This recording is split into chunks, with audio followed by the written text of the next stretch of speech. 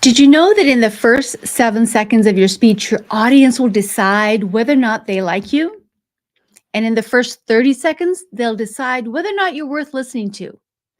That means how you open your message is absolutely critical to establishing a connection and trust with your audience.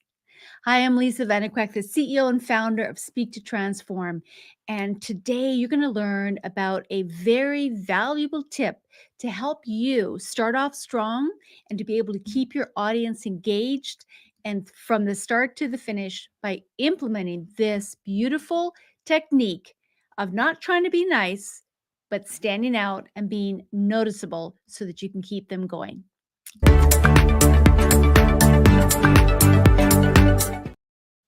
All right, so let's get right into it. We're going to start on this series called the 52 Speaking Tips based on I have a book written, a best-selling book called Speak with Impact, 52 Speaking Tips for Helping Women Speakers Learn to Speak with Confidence, Clarity, and Influence. And yes, men, you can learn from this book as well. There's a lot of great tips in here, a lot of great tools to help you. And these are things that I've learned over the years to distill down into the best of the best proven strategies to help you to be able to stand with confidence, speak with clarity, and be able to deliver a message with transformational impact. I know that sounds like a big, tall order, but this is possible. You know, as a speaker, you cannot afford to lose your audience. Now, most speakers make the mistake of opening their message or speech with unpleasant pleasantries. As I mentioned to you, we're going to talk about how to actually not be nice, but to be noticeable. And one of the ways that you do that is by being noticeable and not nice. Now, I'm from Canada. In Canada, we're known to be nice people.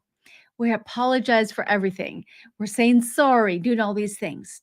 But as a speaker, you want to be careful because when you start off being nice, you actually can be predictable and boring.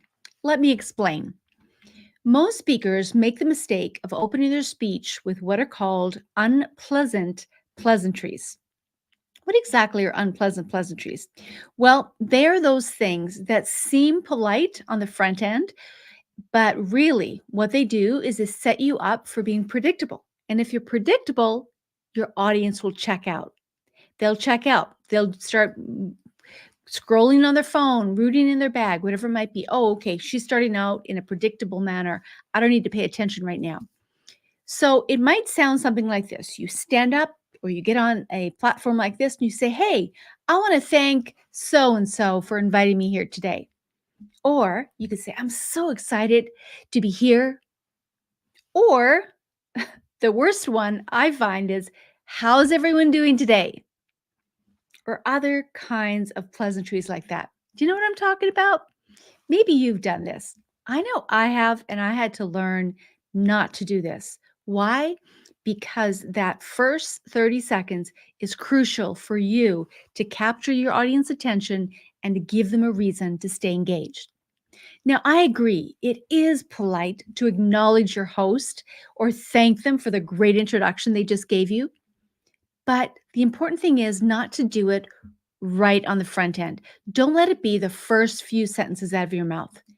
You can do it after you capture your audience's attention and give them a reason to stay listening. Then you can say, before I get started, I want to thank my host. And then you go ahead and do that. And then you come right back to your message. Now, I realize that this may take some practice, but when you begin to implement this in your message, you will notice a significant difference in how quickly you engage your audience, but also how you keep them stay engaged just by using this one single and tip. And what is that tip? Well, it is this: be noticeable, but not nice. Do not start out with those unpleasant pleasantries. How can you avoid that? Well, the next time you write your message, take time to prepare your opening, even memorize it. Now, I don't advocate you memorize all your message. I do, however, advocate and encourage you to memorize this section and perhaps your ending. because this is the truth. People remember best what they hear first and what they hear last. So the opening is one of the most important parts of your message. Therefore, it is critical that you take time preparing. Don't wing it.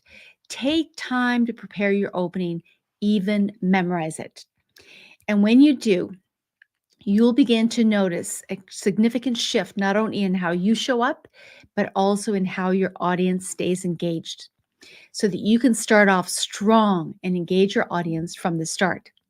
So you might want to write this down. This first tip that I'm going to leave with you today is do not be noticeable. Sorry, don't be nice, be noticeable. Stop trying to be nice and start being noticeable. When you do this, you will absolutely see a difference. If you want to pick up the PDF of this tip and 51 others in my Speak with Impact blueprint, I want you to go to speakergift.com, where you can go there and you can download the PDF right away so that you can have it at your fingertips. You can print it out, you begin to implement it. I guarantee when you implement these tips, one a week, you will find a significant difference. And you'll look ahead 1 year from today and you'll look back and say, wow, I have improved my speaking skills 10 times, 20 times because of the speaking tips that I've implemented.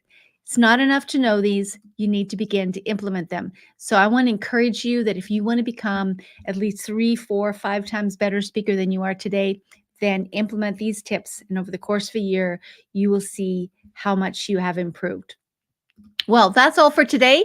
I want to encourage you to tune in next time, where we'll be sharing you tip number 2, and in this series of 52 speaking tips, so that you can become the kind of speaker that doesn't just inform, but speaks to transform every time you stand up with confidence and clarity and speak with transformational impact. We'll talk to you later.